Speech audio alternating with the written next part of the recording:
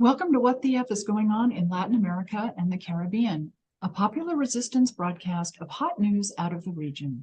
In partnership with Black Alliance for Peace Haiti Americas team, Code Pink, Common Frontiers, Council on Hemispheric Affairs, Friends of Latin America, Interreligious Task Force on Central America, Massachusetts Peace Action, and Task Force on the Americas, we broadcast Thursdays at 4:30 p.m. Pacific, 7:30 p.m. Eastern, right here on YouTube Live, including channels for The Convo Couch, Popular Resistance, and Code Pink. Post-broadcast recordings can be found at Apple Podcasts, Spotify, Telegram, radindiemedia.com, and now under podcasts at popularresistance.org. Today's episode, Russia's Foreign Minister Sergey Lavrov visits Brazil. I'm really happy to welcome back to our program my friend, activist, journalist, and editor with Kawsachun News, Camila Escalante. Welcome, Camila. Really, really happy that you could join us today. Oh, thank you for having me again. And I'm really glad that you're as enthusiastic and excited about, everything that's going on in Latin America right now, and specifically Brazil. Well, let me give our audience a little bit of background about what we're going to talk about today, because I think you and I both agree that this visit from the Russian foreign minister to Brazil and Venezuela, Cuba, and Nicaragua as well is really pretty significant. It's a big message to the hemisphere and the global South. So let's give the audience a little bit of background. Russia's foreign minister, Sergey Lavrov, arrived in Brasília on Monday for talks with his Brazilian counterpart, Mauro Vieira, in the latest of a series of bilateral encounters, which are ruffling the United States. And we'll talk about some of those comments coming out of Washington, D.C. Lavrov arrived just as Brazil's president, Lula da Silva, returned from a state visit to China. And both missions are part of a diplomatic reset Lula has pursued since returning to power this year, as he strives to recover Brazil's international reputation after his predecessor, Jair Bolsonaro, dismantled Brazil's established tradition of cooperation. For Brazil, that means rebuilding and maintaining ties with all partners, regardless of geopolitical tensions elsewhere. Lavrov and Vieira said that their talks had also focused on energy and trade. About a quarter of agricultural powerhouses Brazil's fertilizer imports come from Russia, while the two countries engaged in a record $9.8 billion US in bilateral trade last year. Brazil was Lavrov's first stop on a week-long Latin America tour that will also include, as mentioned earlier, Venezuela, Nicaragua, and Cuba. So, Camila, this is really pretty exciting and a huge message for I would argue for the rest of the world, not just the hemisphere, including the United States, but really a big message as to what the Brazilian president sees for his country, the hemisphere, and the geopolitics in general. Yeah, precisely. I think that, Lula and everyone that he has in his cabinet and around him, and this government of Brazil really sees itself as a principled actor. It sees it really, married to the Constitution and to, a certain style of foreign policy and diplomacy. And it is going to take its own sort of particular path with its own characteristics internationally. Obviously, and Sergey Lavrov, the foreign minister of Russia, said it himself. He's made comments about how Cuba, Venezuela, and Nicaragua are paving their own path, a very distinct path, a very independent path for their people. He didn't put Brazil in that category. And, it's very obvious why. The Brazilian government is made up of a much wider coalition of different parties, different political ideologies and approaches.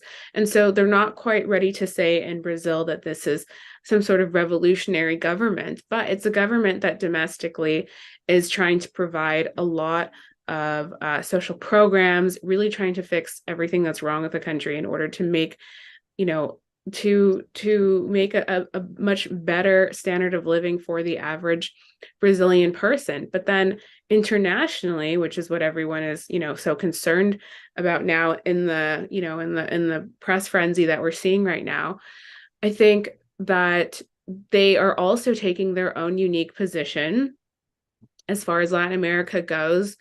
You could say that it's more aligned with the position of Bolivia, which Bolivia says it's a neutral actor. It says, it has kind of condemned NATO in some ways, but hasn't taken any too, strong of a stated position as the very close and good, reliable allies of Russia, Cuba, Nicaragua, and Venezuela.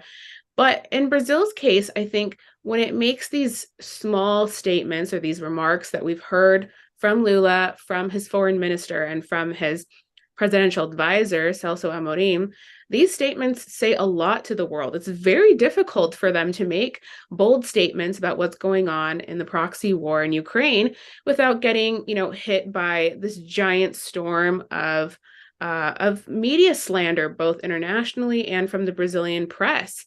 And so, they've had to be very careful in the first 3 months of government with what they've said and what their position has been. And so for a lot of people looking from the outside, and even for a lot of Brazilians, I think it has been, their position towards the conflict has seemed a little bit murky, a little bit unclear. And one of the reasons why it was unclear, of course, was because in the UN General Assembly, a vote was taken. It was an anti-Russian resolution that Brazil actually voted in favor for. They voted in favor for it, but they actually had a hand in modifying some of the text of that resolution because they said that it didn't have enough, leave enough space for dialogue and trying to work with Russia. Brazil believes that, this Russian special military operation in Ukraine is in violation of, the territorial integrity of Ukraine. And so for that reason, they have condemned it.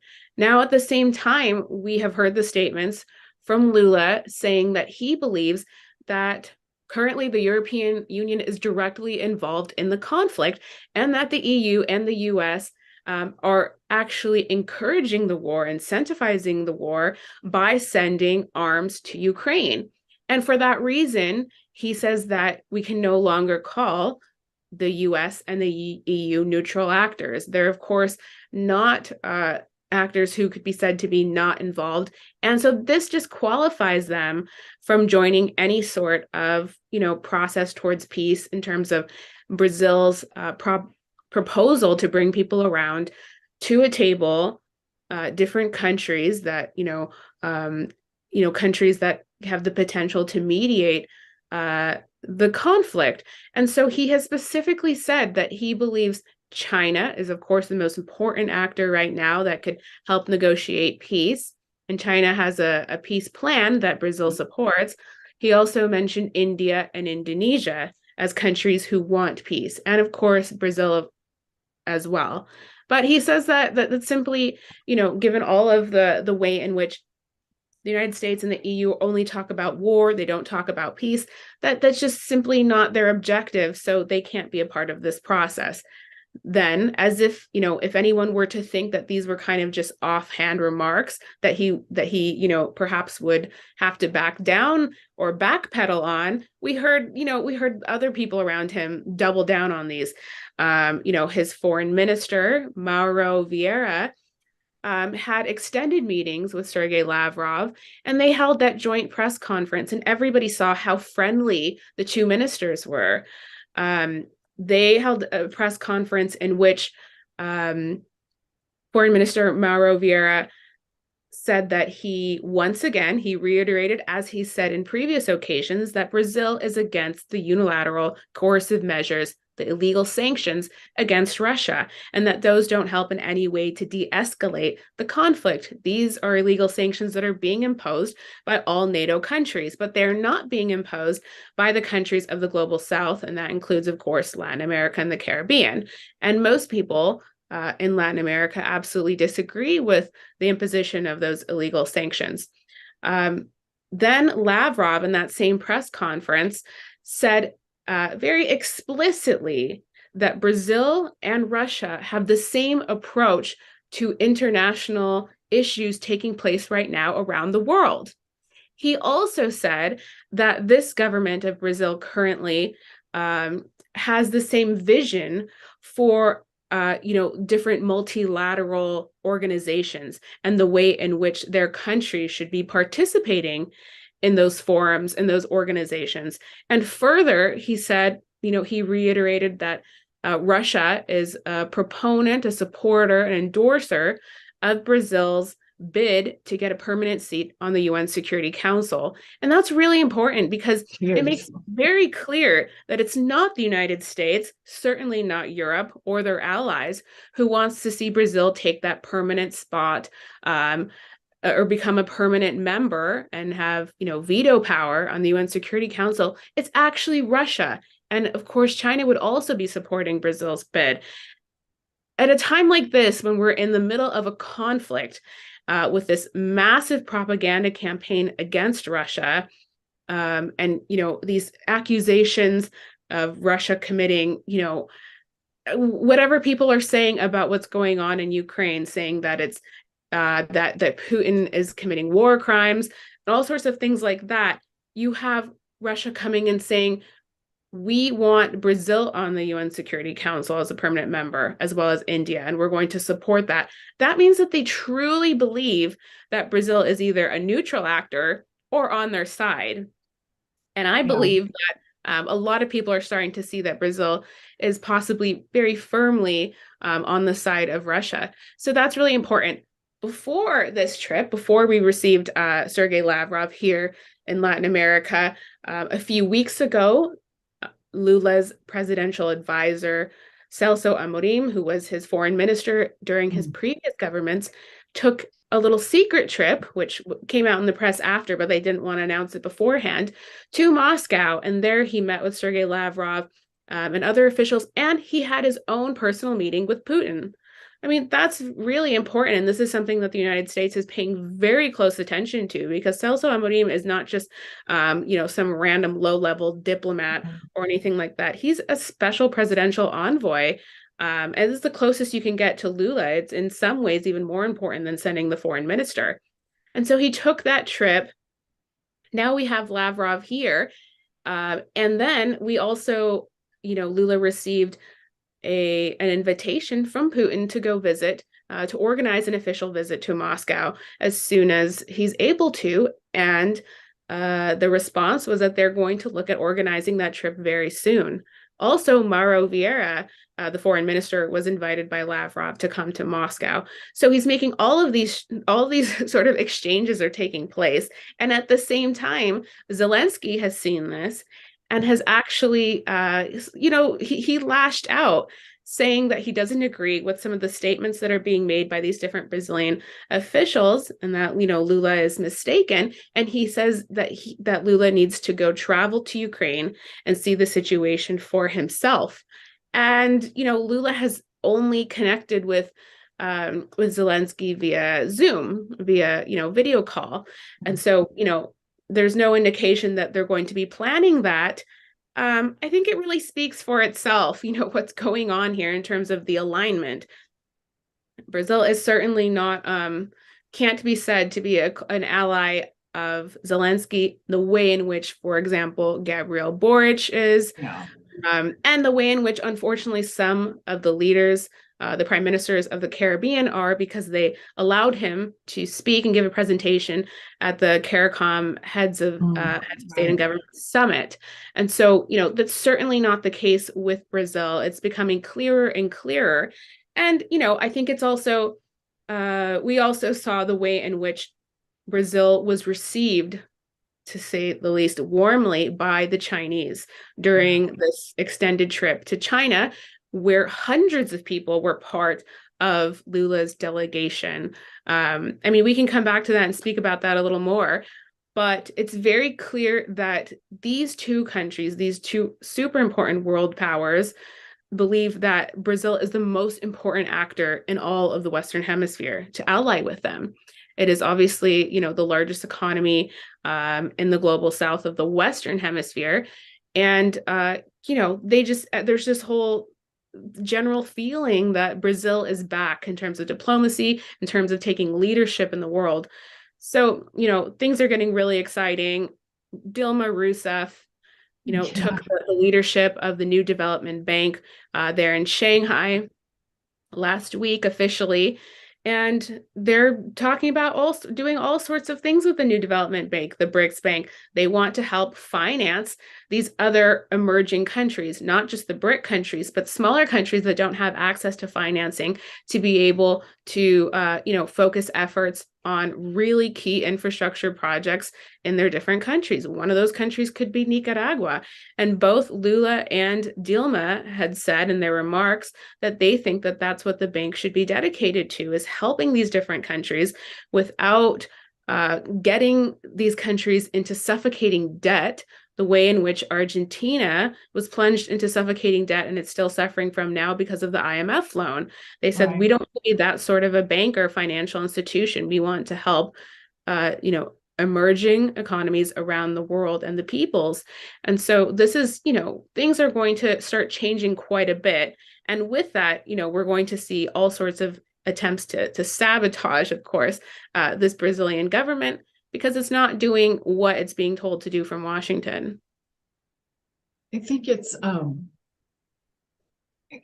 really, really fascinating to watch all of this unfold. And I think it's, to me, from the outside looking in, it's really, really important, as you mentioned, this temperament coming from Lula, that, on one hand, we're recognizing, we're calling Russia for invading Ukraine, but also it's like, hey, we don't want to see it escalate.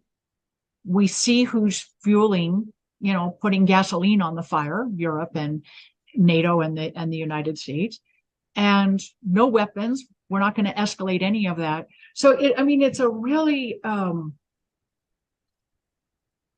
it's a really important, in my opinion, a really important balance that he's striking. And of course, I would say, given, the Dilma now at the bank, the new bank, and as you mentioned, focusing on loans, investment in emerging economies, Brazil's really focused on striking a balance to maintain global peace, so that everyone can develop, particularly those countries that have never had the opportunity to do that, or for at least in the last 500 years have not had the opportunity to do that. It's a really,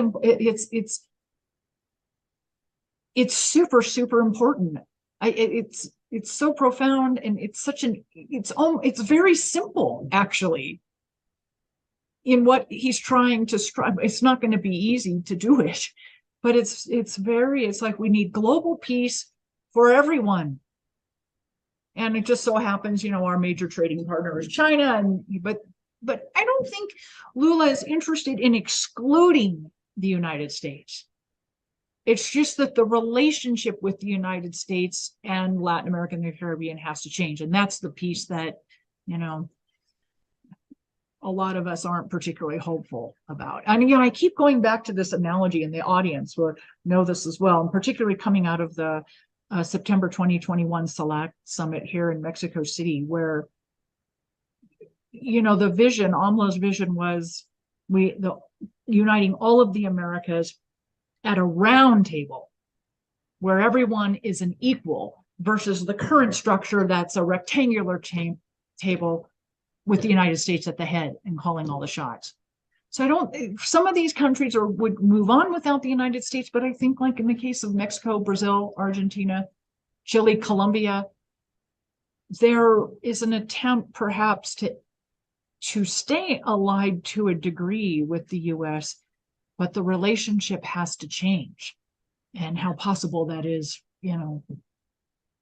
Right. Well, one of the interviews that was given by Celso Amorim to the Global Times was he was saying that, the visit that Lula made to Washington, which was his third foreign visit outside of the country since he took office. The first, of course, being Argentina. He met with Alberto Fernandez and participated in that SELAC meeting. Then he went to Uruguay, and then he went to the US.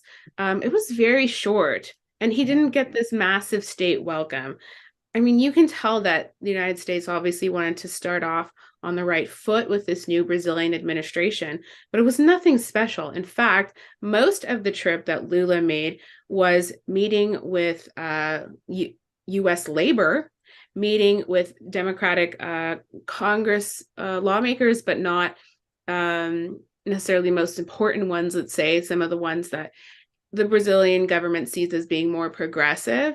But that's not really the government itself. Those are just Democrats. And so, his agenda was a little bit, and obviously always meeting with, some Brazilians abroad there in the US. But it was nothing like what we saw. They didn't make any agreements or anything large. There weren't any huge announcements. And Celso Amorim says that was just it was like a political trip, and didn't really have like a lot of dimensions to it. This trip to China that Lula made, first to Shanghai, obviously to the New Development Bank, and he did other things as well. He visited the Huawei headquarters. He got a whole tour, all sorts of other tours and meetings. He met with the head of the Congress, and he met with Xi Jinping in Beijing. And I mean, this was just a really incredible trip overall, lasting several days. When he was supposed to go but fell ill at the end of March, there were already several people, or a large number of people, already in China at the time that he had to postpone because of illness. And they went ahead with their agenda, and they came back with a lot of really important agreements. The Apex Brazil, which is an agency of the state for trade and investment, they held an entire conference there with a large number of Brazilian business people and Chinese business people, and they went ahead and signed away their agreements. And so by the time this was rescheduled for Lula to take the trip, we're talking hundreds of people, from senators to state governors to ministers, as well as business people, went to China to try to bring back the best possible deals for the country, because they consider, the Brazilian government, that the economy was just left to its own devices, that some of the investment, foreign investment, left the country during Bolsonaro years, those 4 years, and that it actually deindustrialized to an extent. Among many other problems, obviously the environmental degradation in the Amazon, all of the illegal activity, the illegal mining, and the violence, obviously was able to increase during that period, and they're having to crack down now. So we're in a period of recovery in Brazil. And so they believe that China is one of the most important, if not the most important, partner for Brazil right now in trying to boost its economy, to bring back investment, and very importantly, to help, in the auto sector, but also fulfill some, climate commitments and things like that. So a range of things came out of that China meeting. And I think it should be very clear to everyone that this is a country that's aligned with China and Russia.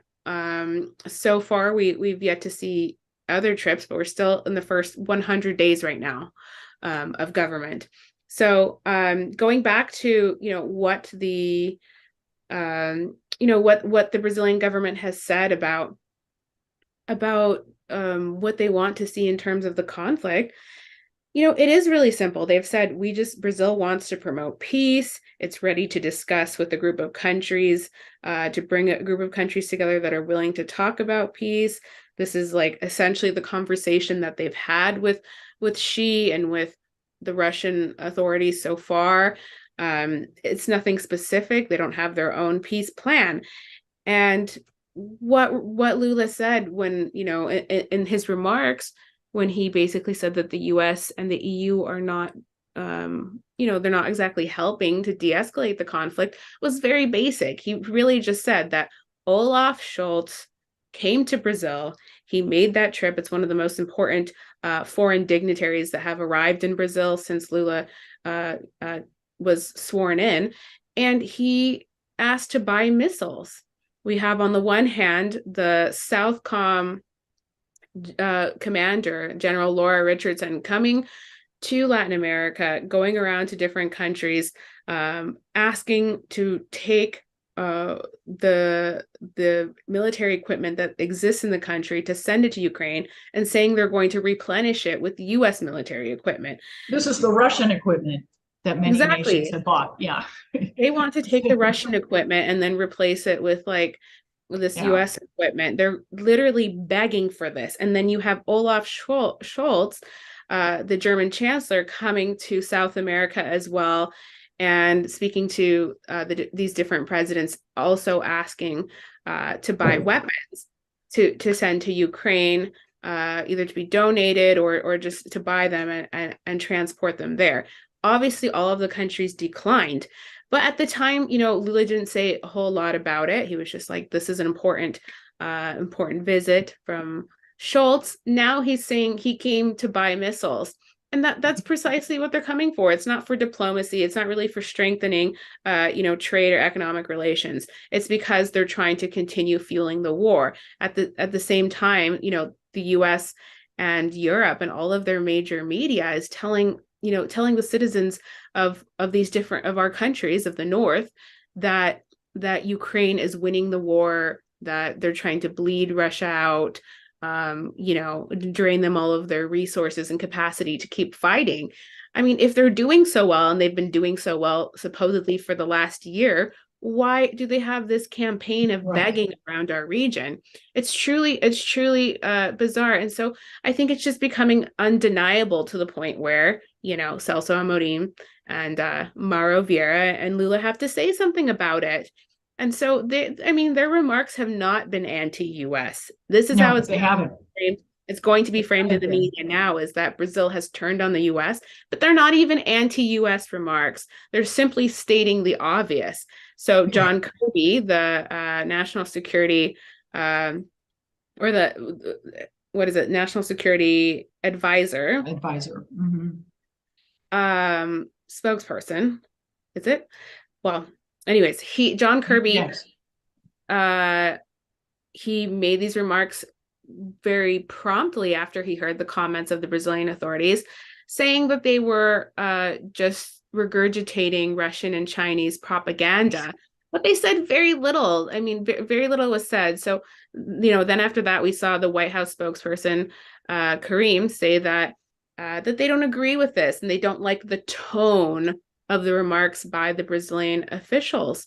So it's very clear that they're watching very closely what the Brazilian government is doing. For them to be issuing these responses so quickly, it means that they are following everything that's happening with Brazil. Normally, you would get a response, some sort of communication from the U.S. Embassy in Brasilia. In this case, the White House is reacting instantly to it.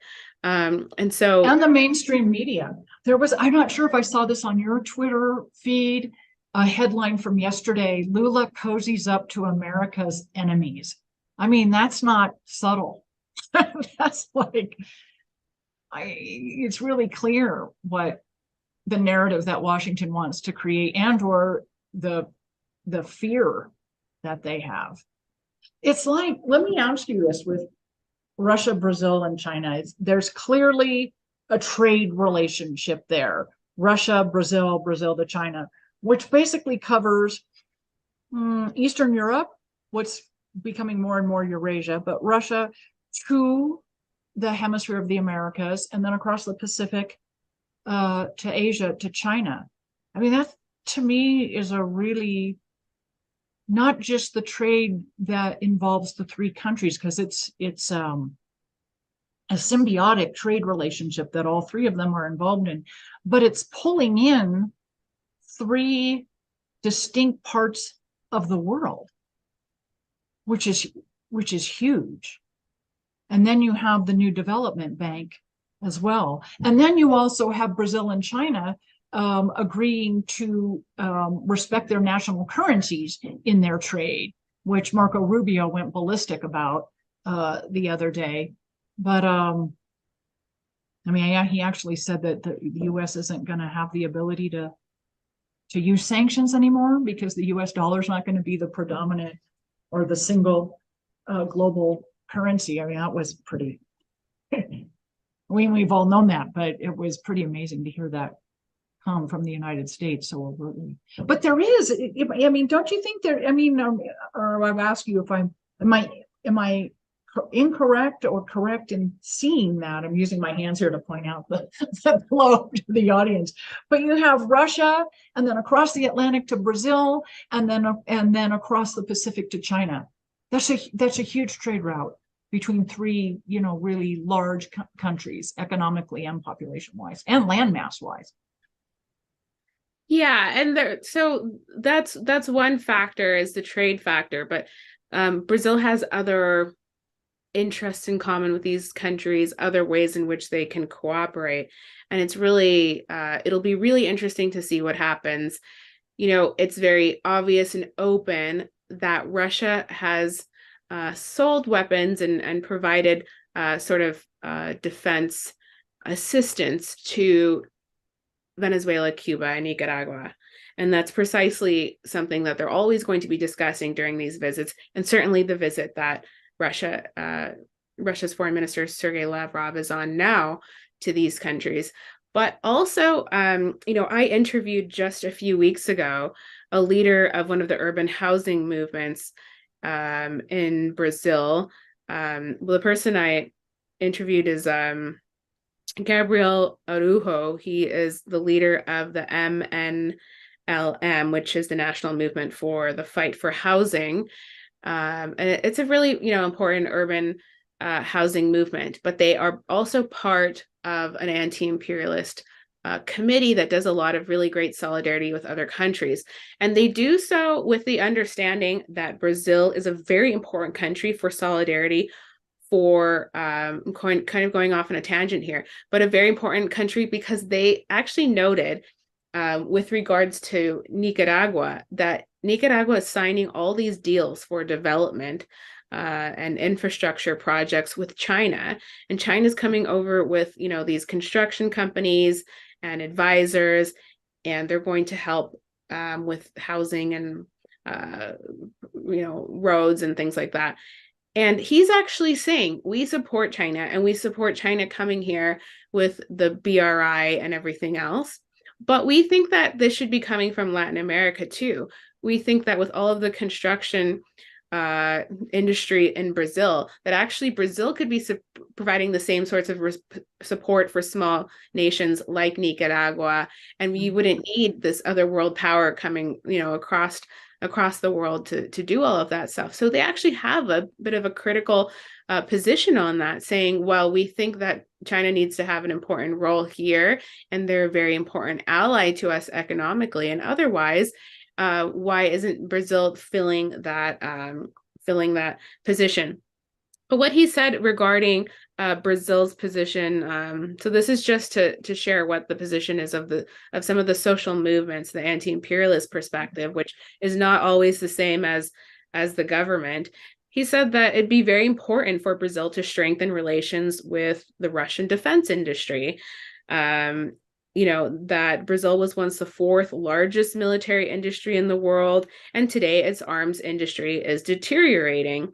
Lula did visit a naval shipyard to talk about restarting Brazil's nuclear submarine construction program in partnership with France. But they're saying, there's a lot more that Brazil should resume in defense in the defense industry and other partnerships with Russia. So, if Brazil were to go in that direction and have much closer cooperation in defense with Russia, it would be very interesting, because then we're talking about a fourth country here.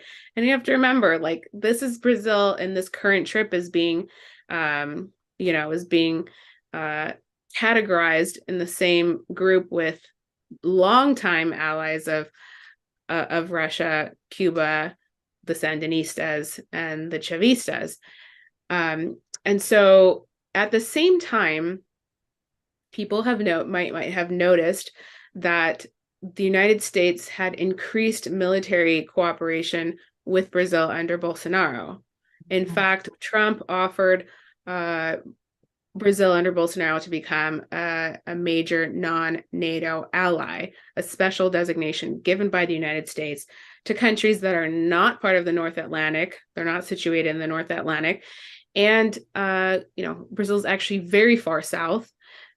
And so, they would be joining the ranks of Argentina and Colombia in that designation, and receiving, special military training and equipment, and eligible for all sorts of help from the US. I mean, it's completely absurd. And the US actually provides all of these things and more to countries even without this special designation. We know that because there's, military bases in all sorts of countries and of Latin America and the Caribbean, such as Haiti. I mean, Haiti's not going to be considered a major non-NATO ally. And so all of these different joint military exercises have been going on in Brazil during this period, organized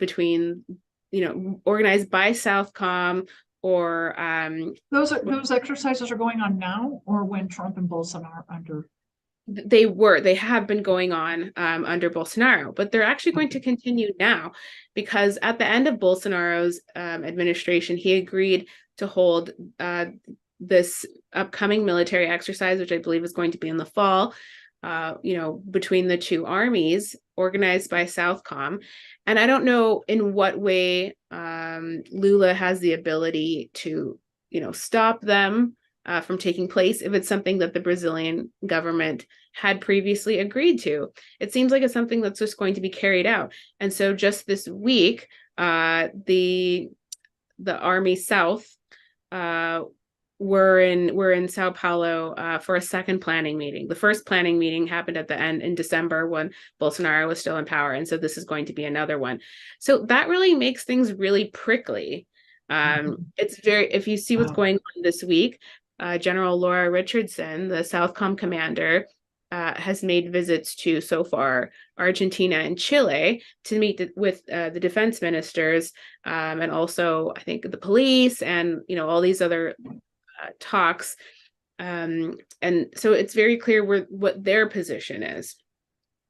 Similarly, there were big protests in Argentina against her visit. It was kind of that was great. That's how it should be every time. We see this in Panama. The Panamanian movements and unions have been really good about protesting against the different visits from the US government and military. But in most countries, these visits take place without a peep from most people. So it's very great to see that happened in Buenos Aires. I don't know if anything similar happened in Santiago and Chile, but so their position is very clear. We'll have to see in the coming months, what happens in terms of Brazil allowing there to be a US military presence in the country, because there is a very large presence, and there's there have been some revelations. I'm not sure who originally broke the story, but that there were a large number of CIA agents in Brazil in the last year, let's say. And so I think it's going to be really interesting to see, where things go from here in terms of the US having a foothold in Brazil, as politically and otherwise Brazil is, forging these ties with the other BRICS countries, and trying to, strengthen relations with other countries of Latin America, and be sort of a global leader from our corner of the world. It's really, really exciting. And, you mentioned these US military assets in Brazil. and the upcoming Southcom exercises. I think this is a really good example of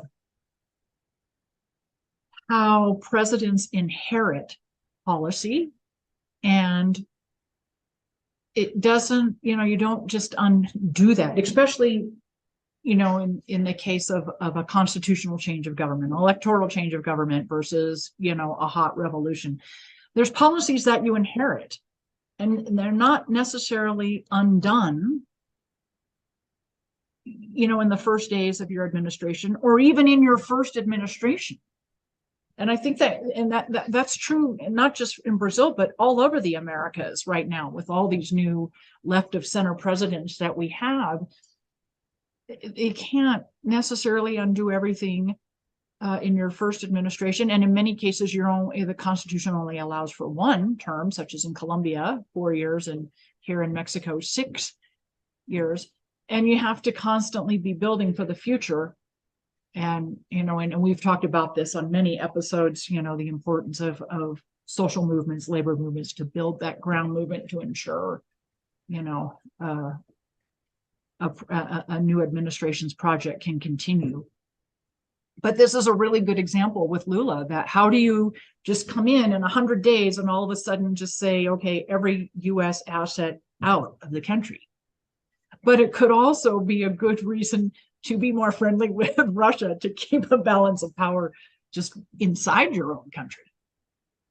Well, yeah, that's precisely what they seem to be doing, because at the same time, there was that little, scandal or controversial event when the military of Brazil allowed the Iranian ships to dock at Rio de Janeiro.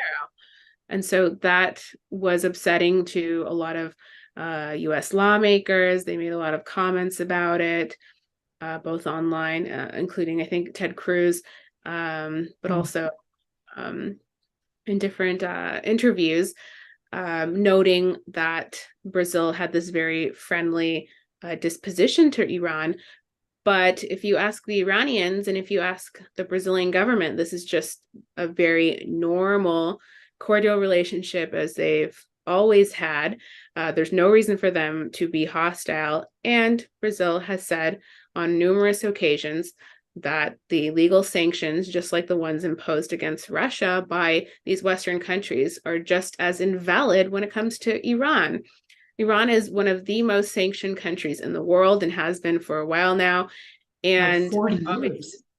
And it makes things extremely difficult in the country. But it could be said that Iran is one of the countries that is most sanctioned, but that has able to mitigate a lot of the effects of those sanctions.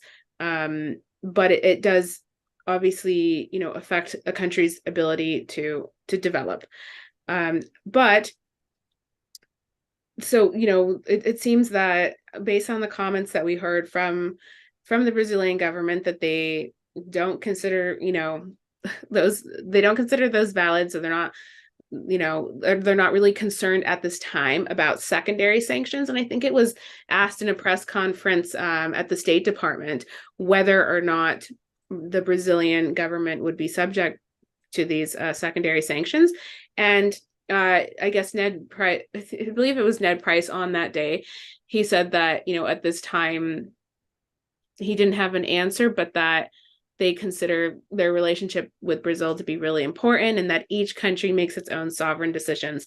They always say funny things like that, but the fact is that they're outraged by any sort of positive interaction with Iran, which, the closest allies in Latin America are Venezuela, Nicaragua, and Cuba obviously have very positive relations, but now we can add Brazil back to that. And Celso Amorim, in that same interview with the Global Times this weekend, said that, one of the most important reasons why it's important to end with dollar dominance in trade is because the example he gave was that when they were trying to trade chicken, poultry, meat with Iran, that they weren't able to, and it created large difficulties because of the illegal sanctions. And he said illegal sanctions or unilateral sanctions. That's how he frames it, because it makes it difficult for us to do just regular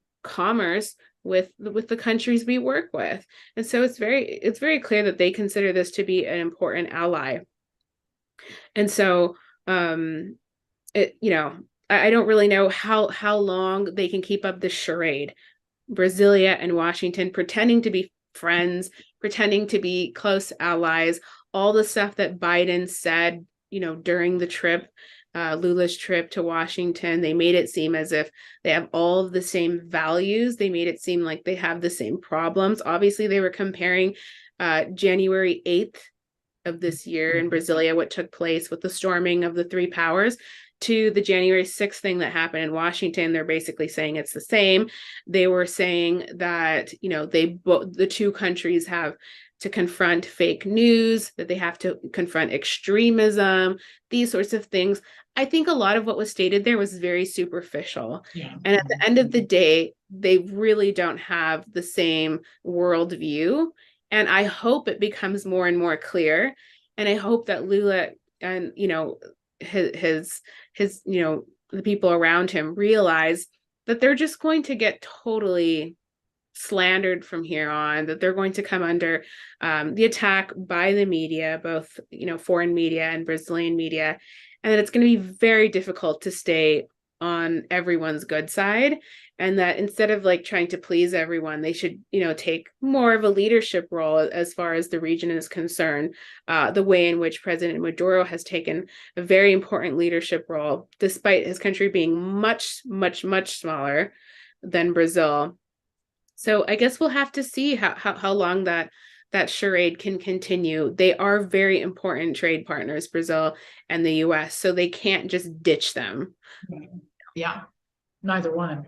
They just have two antithetical views of how, like you said, of how that should be done. Two completely different views of, how the world should be operating. And Lula is definitely, promoting and living in a multipolar world, not dominated by the United States. And Washington is still in that hegemonic, unilateral US world, which I would argue just really, when you get out of North America, United States specifically, North America in general, and the US as well, the multi-world's already here. And a good part of the global population is living in a multipolar world now, has been.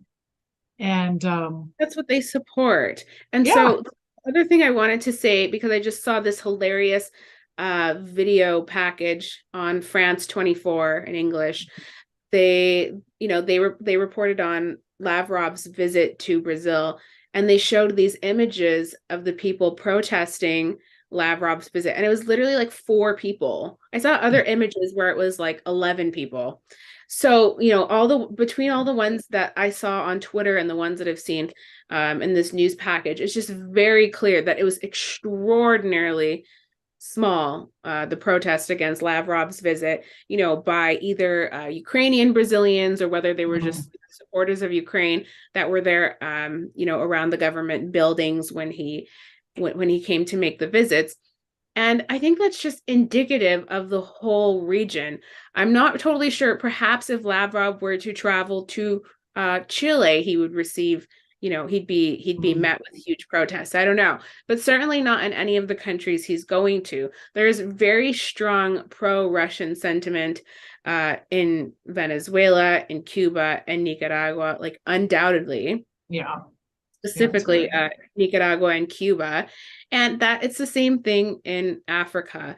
We've seen labor unions in around South Africa.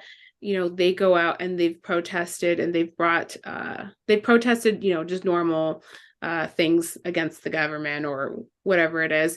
But they have brought out on occasion Russian flags, as have several countries of our region. And I think that's becoming more and more of a dominant sentiment here. People are tired of being lied to by the media.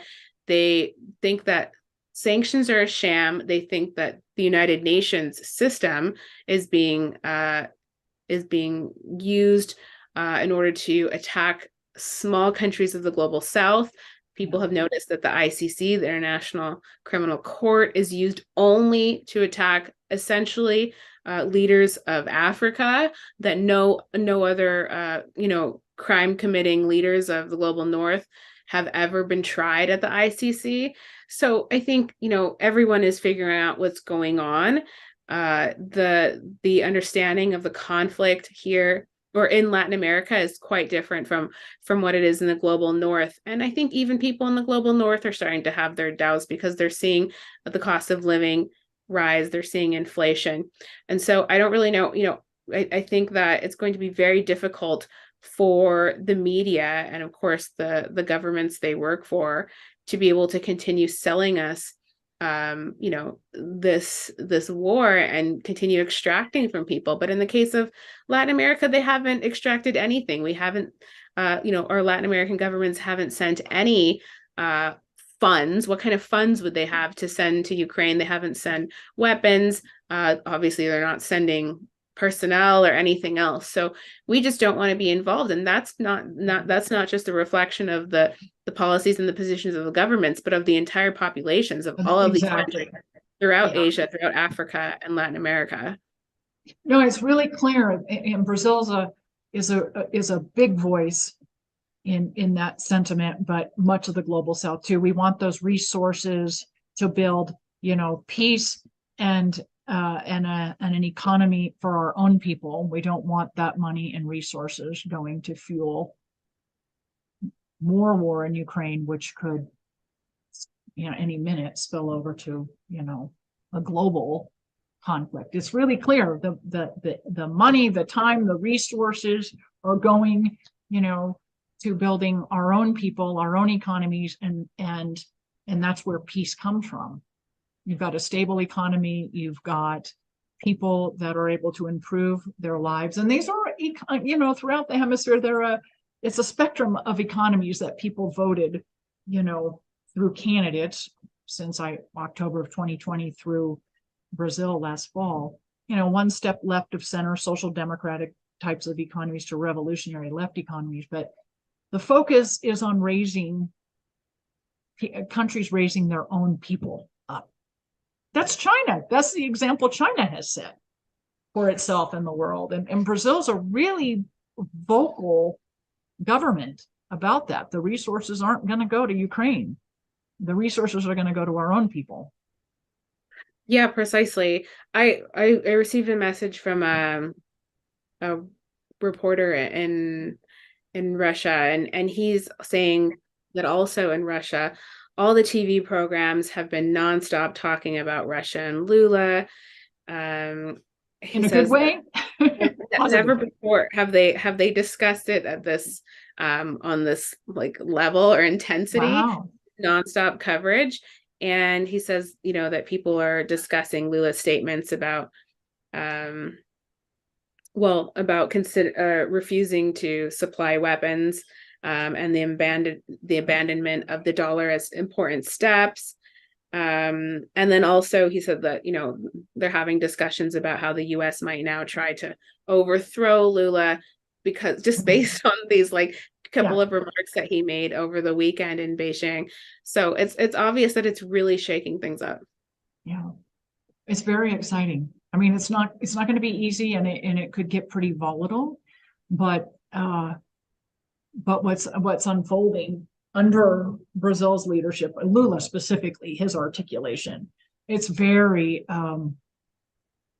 it gives me a little bit of hope that the globe's going to be somewhat stable and not just blow up in our faces, which by some days when I'm super cynical, feel like that's what the US would prefer versus embracing multilateralism is to just really end it all. It's so tenuous, Yeah, and the other thing I wanted to mention was that while in Caracas, he met Sergey Lavrov met with two other countries, he met with the Bolivian foreign minister who was on a trip to Caracas, that's Rogelio Maita, and he met with the prime minister of St. Vincent and the Grenadines, Ralph Gonzalez, who is the SELAC pro tempore president. And so Oh, this is that was extremely important significant. because I think when people heard about this tour, this Latin America diplomatic tour by Lavrov, that they just wondered why Bolivia wasn't included on this, because of course Bolivia is not the most important economy, in the global South. Let's be honest, but it is I think it's a very important country in terms of, a country that Russia could really grow its relationship with at this time, and so it was very good that they were able to meet. And then in the meeting with the St. Vincent Yeah, and the that's huge. Grenadines, Meet with he Salak. yeah, he similarly rejected, unilateral coercive measures against Russia. And, this is at a time when CARICOM has largely, the different countries of the Caribbean have largely been condemning Russia for its special military operation. But it seems like that's not Ralph's position. And I suspect that, some of the other governments are going to start kind of backing down from their, if they were ever supportive of Ukraine, because they're just seeing the way in which this conflict does not benefit them one way or the other, and that they don't want to get sucked into it in any way. Hopefully they realize that the US increasingly militarizing our region puts everyone in danger and is something that needs to be rejected across the board. But so those are two, so that just means that so far on this trip, Lavrov is meeting with at least six countries. Yeah. Which again shows, and these are six very important countries. I would say very influential, including, Venezuela, which, even though it's just a country of 30 million people, has taken such a huge leadership role in the region at a time when it was, heavily under attack and subject to a large number of unilateral coercive measures, none of which have been lifted today. But despite that, they have been kind of leading the way, against sanctions, against U.S. hegemony. And so it's a huge.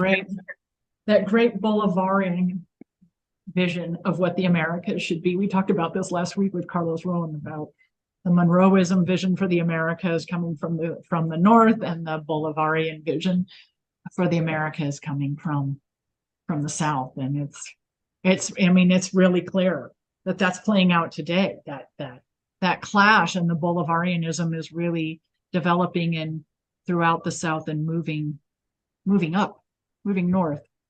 It's very exciting to see that.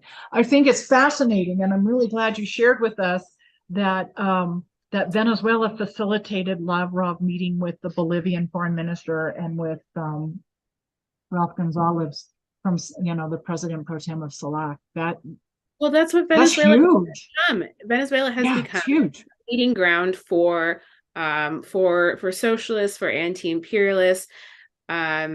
During the Bolsonaro years, Brazil is a very large country that should be facilitating all sorts of, social movement encounters and things like that. But in fact, they were forced to move other places. And so one of those places was Caracas, where the Sao Paulo Forum has met on many occasions, as well as other social movement gatherings and things like that. So, Venezuela is a country that, like Brazil, under Lula's government, is very friendly with, other countries of the global South, other emergent economies, and has welcomed a number of world leaders to meet with President Nicolas Maduro in Caracas. And he even met the president of FIFA. All sorts of celebrities have come to meet Venezuela. And just as well as anyone that it's actually not very easy to travel to Venezuela. It hasn't been in recent years. If you're a citizen of a lot of countries, such as the U.S., specifically the U.S., it can be intentionally difficult for U.S. citizens to go.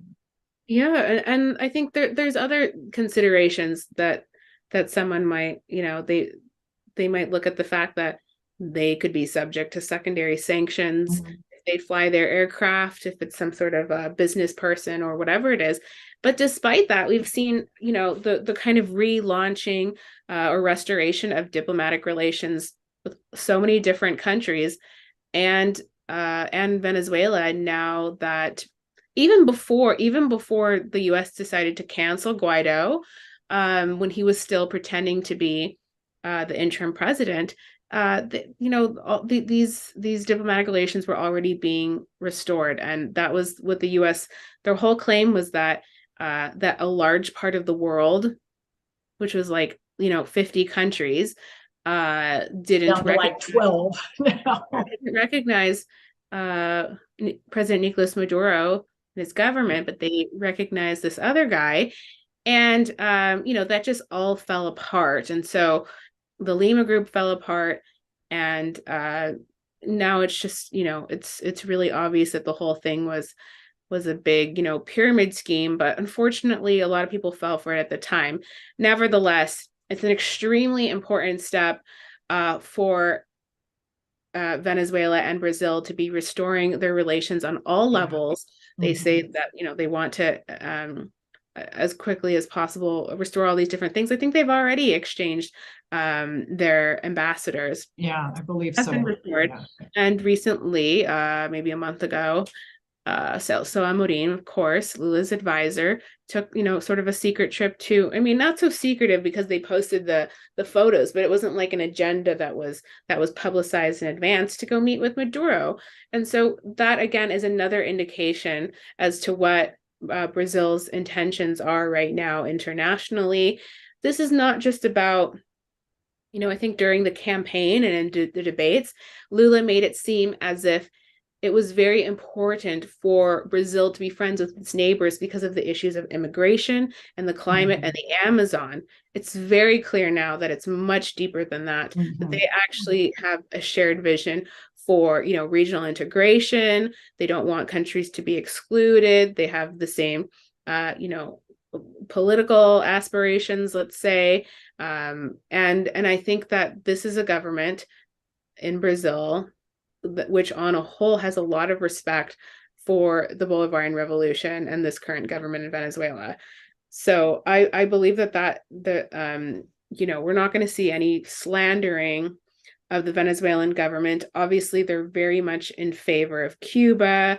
Lula has demanded the lifting of the blockade. And I would also suspect, just based on the silence around Nicaragua, of course, I'm totally against the silence. That was my next question. What about I'm totally Nicaragua? Against, backing down from these issues, and leaving them up to everyone's for each to have their own interpretation. But they haven't joined on this, joined in this campaign of slandering Nicaragua, No, they haven't. Which, has included, the president of Colombia, of Chile, several people in the Argentine government. And to some extent, Mexico shares those same positions, but hasn't really, from what I can see, hasn't really gotten too deep into it. But I think, there's some people in Brazil from the left that would probably share those same sort of Gabriel Boric positions. But despite that, they officially, the foreign affairs ministry has not actually put anything out that has in any way condemned Nicaragua or called on Nicaragua to do anything. And I read those every day, right? So I think that they're just staying neutral.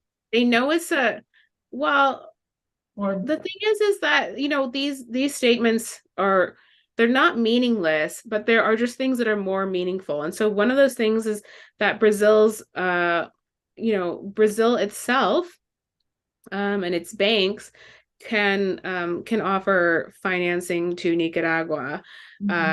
And I guess just the way in which the social movement leader I had mentioned earlier had said that Brazil should be providing some construction help with some of the projects that Nicaragua is in need of right now.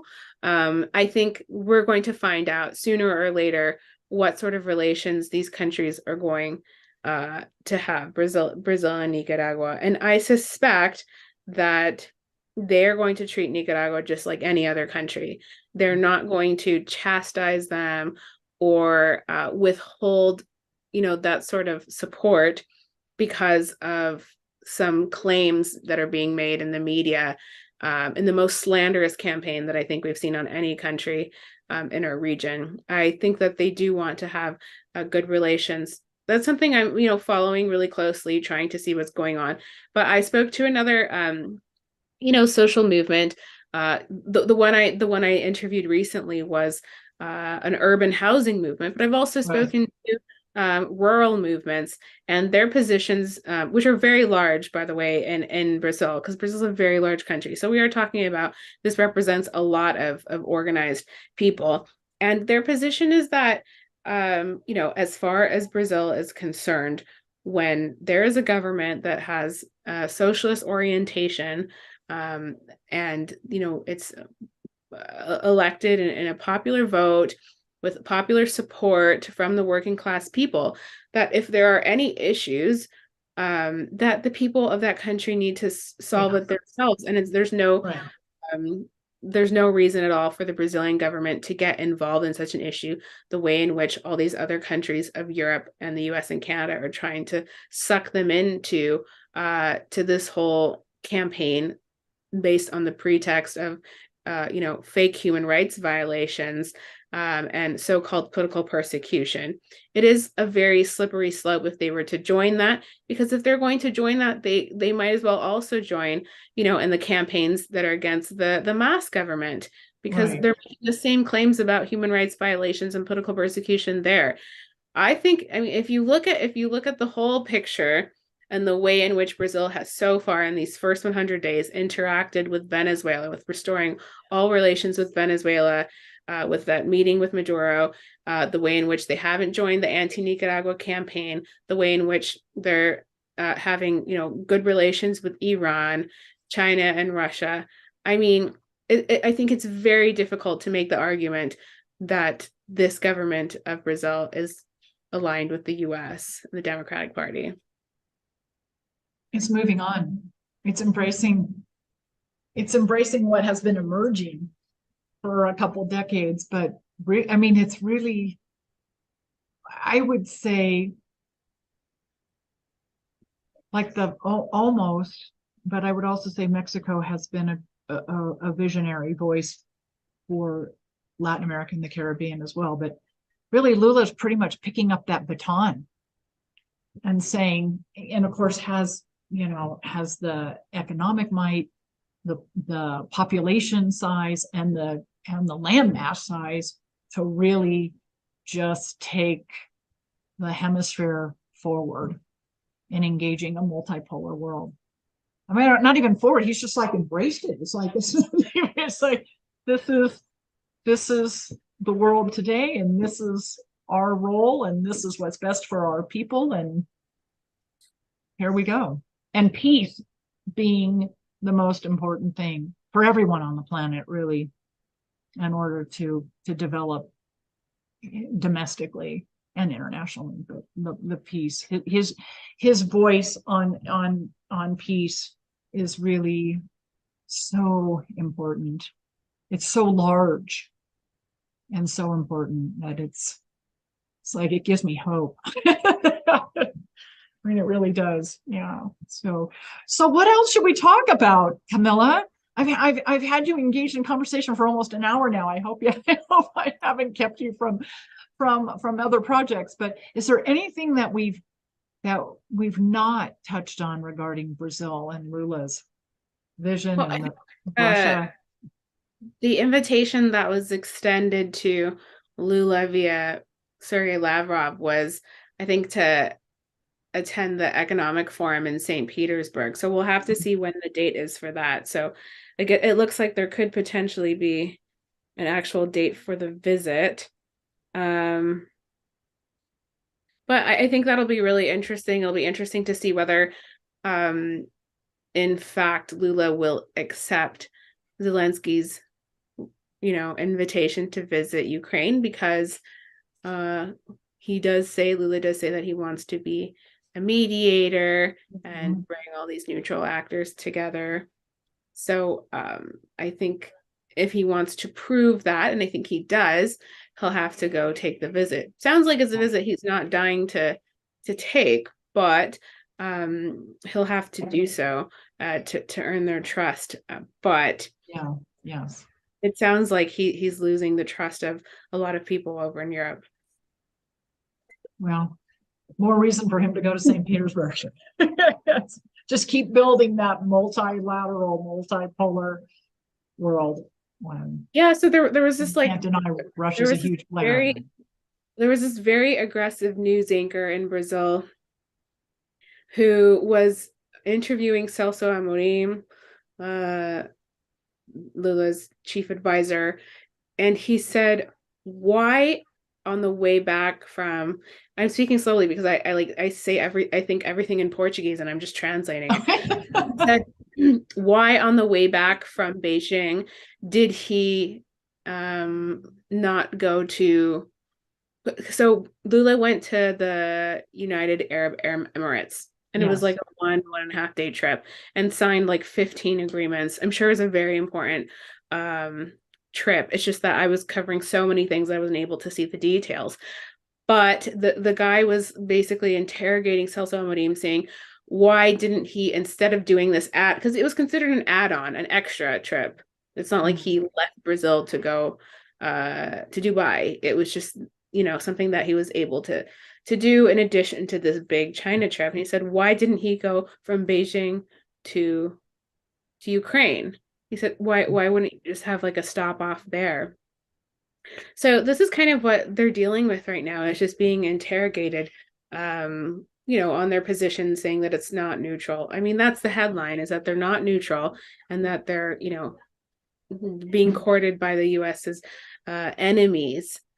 But I think for the global South, it's still considered neutral, and I think it's winning this government a lot of support within the country from people who want to see, the global South taking a stand for itself, and wanting to see an end to the conflict. And what more can we do? Like we're all a part of the conflict because we're all on Earth and we're all going to be subject to the same the same nuclear holocaust or whatever. And Lula's just trying to help find a solution. No, it's just such a huge and important voice.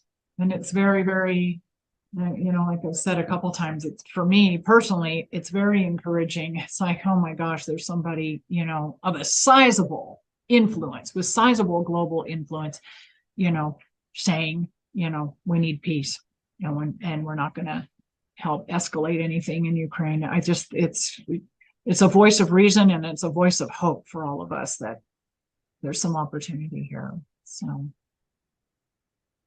So we'll just keep watching Brazil, and we'll have you come back to keep us updated as things continue to unfold.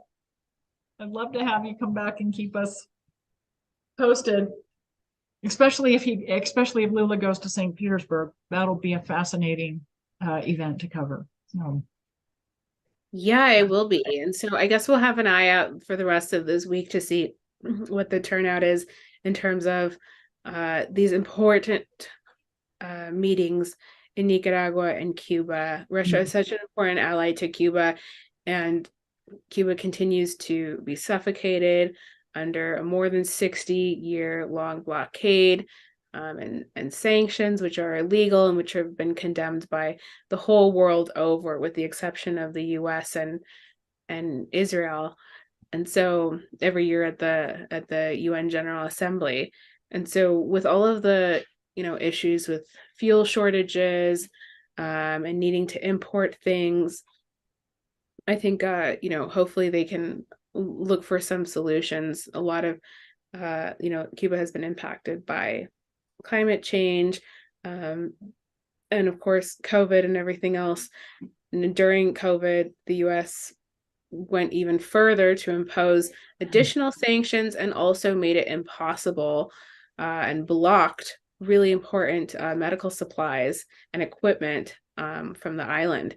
And so hopefully, Russia can really step up there and find a way to provide additional support, because this region might be in fairly strong solidarity. We saw, we've seen some shipments, to Cuba during crucial times. For example, when there was an explosion and fire at the refinery, Bolivia was one of the governments that sent donations to Cuba. And we've seen this a couple times over, but at the end of the day, it's going to take a little bit more than that. So for that reason, it's very important to see what comes out of this Lavrov trip to Cuba. Yeah, well, for the hemisphere, especially now when considering, what Venezuela helped facilitate, what additional meetings. So like you said, I think it's 6 countries. I mean, formally 4, Brazil, Cuba, Nicaragua, and Venezuela, but now 6 and perhaps even more. So yeah, it's a new world that's emerging, or I would argue has emerged. And, the United States is trying to put the genie back in the bottle. And I don't think it's possible without a mushroom cloud going up. And so let's hope that doesn't happen. So thank you, Camila. Always a pleasure to work with you and talk with you. I always learn so much, and I so value your experience and your observations from the ground. So I hope you come back and we can follow, this relationship with Brazil and Russia, and continue to follow, Lula's presidency and its significance for the Americas and the rest of the world. Yeah, thanks for the chat, Terry. I think for myself, as a correspondent, as a reporter, as an editor, and at Kawsachun News, it's very important that our coverage is rooted in the facts, because it's so easy to get swept away by the headlines of all the mainstream media, and to actually, be online on social media, watching, the feed. You just see a lot of rumors. You see a lot of things based on prejudices, based on, wrong information. You don't see links. You don't see anything that's concretely, tied back to primary sources. And all of the reporting I do, if you look at what is on my feed and on the feed of Kawsachun News, it's almost always just direct translations of the statements made by Lula and others. I simply just share what the Russian Foreign Ministry has said, or other state outlets. We provide great English translation too. And we take direct statements from the State Department of the U.S., from the White House, and other U.S. officials as well, with absolutely no desire to distort any of this information. We think that people are, have the ability to decide for themselves and see things for how they are, but they need to be able to have access to this primary information, and base their understandings of what's going on in the world on these things. I find it very difficult to cite things like Reuters articles or AP articles, or the BBC or CBC, because simply they're filtering through information in a very different way. They are editorializing things, and they're not always including the location of where they got this information from. When I hear that a minister of Lula has made some statement or done something controversial, I have to go back myself and listen to it myself, translate it myself, and not just regurgitate things without verifying them. And I think that's extremely important. Diplomats obviously have to do that. Governments have to do that, because if not, we would be, starting wars every day. But I think as journalists, we have a little bit of a responsibility to our audience to do that as well. So that's something I try to provide. We're not providing in-depth analysis of things. We've not provided, these big investigations or anything like that. But we do provide, I think, the resources that we're able to find, and, basic translations, so that people can actually see what the positions are of these governments. Exactly. Also what the positions are of, social movements. It's unfiltered. It's a really good. It is unfiltered. Yeah. From the primary source. It's very good. And for the audience, in the program notes, I've included links for Camila, for her social media handles, and also for Kawsachun News. So you can find both. in the, it's all in the program notes, how to find you. Thanks. Thanks for that. Okay, everyone, I just want to remind you, you've been watching What the F is Going On in Latin America and the Caribbean. We're a popular resistance broadcast. We broadcast on YouTube Live every Thursday, 7:30 p.m. Eastern. You can find us on the YouTube channels for the Convo Couch, Code Pink, Popular Resistance, post-broadcasts. Recordings can be found on Apple, Spotify, or wherever you get your broadcasts. So thank you again, Camila, and we'll see and talk to all of you next week.